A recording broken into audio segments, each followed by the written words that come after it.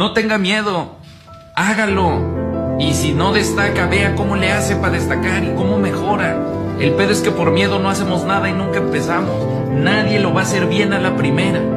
Quítense el miedo a fracasar, vayan y fracasen para que aprendan por qué fracasaron y luego lo vuelven a hacer y cada vez lo hacen mejor. De eso se trata la vida. De ir a fracasar. Si tienen miedo al fracaso nunca van a hacer nada. Vayan, fracasen, aprendan para que no fracasen. Y eso así se aprende a putazos.